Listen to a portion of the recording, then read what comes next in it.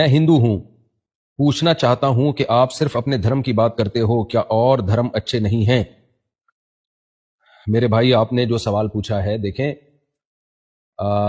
دو متضاد جو ایک دوسرے سے ٹکرانے والی باتیں ٹھیک نہیں ہو سکتی نا۔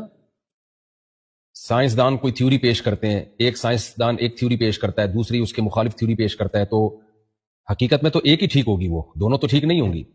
آپ کے نظریات ہیں، اب اسلام کے جو نظریات ہیں، اسلام کے جو عقیدے ہیں، وہ دوسرے مذہب سے بہت ڈیفرنٹ ہیں۔ مثال کے طور پر ہم ہندو مذہبی کو دیکھ لیتے ہیں۔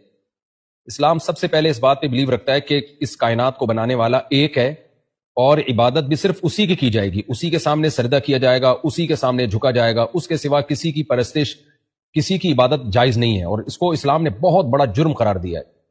تو آپ خود سوچیں کہ جب اسلام ایک خدا کا قائل ہے اور وہ کہہ رہا ہے کہ دو گاڈ نہیں ہو سکتے، دو معبود نہیں ہو سکتے، دو بھگوان نہیں ہو سکتے، اور تم نے عبادت بھی صرف اسی کی کرنی ہے، کسی پتھر کے بنے ہوئے بت کے سامنے تم نہیں جھک سکتے، تو پھر اسلام کیسے کہے گا کہ بھئی اسلام بھی ٹھیک ہے، ہندو دھرم بھی ٹھیک ہے؟ یہ تو پھر اسلام ہی کے غلط ہونے کی دلیل ہو جائے گی نا، کہ اسلام کسی ایک جگہ ٹک ہی نہیں رہا۔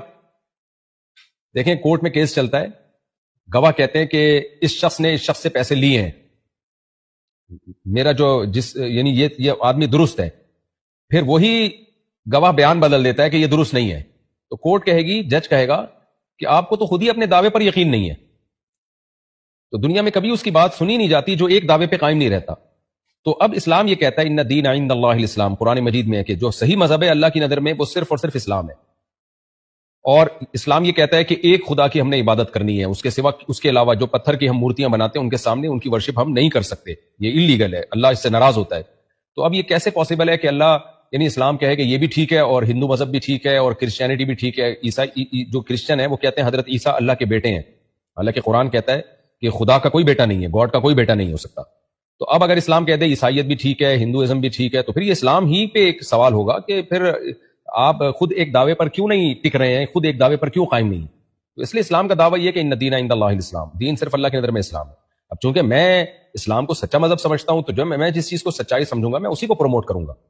میں ہندو مذہب کو ٹھیک نہیں سمجھتا، میں دوسرے مذاہب کو ٹھیک نہیں سمجھتا، تو میں کیسے ان کی بات کر سکتا ہوں، ان کو کیسے پروموٹ کر سکتا ہوں؟ ہاں، اتنی بات ضرور ہے کہ اسلام نے یہ ضرور کہا ہے کہ اسلام دین برحق ہے، لیکن کسی بھی غیر مسلم کو زبردستی مسلم نہیں کیا جائے گا۔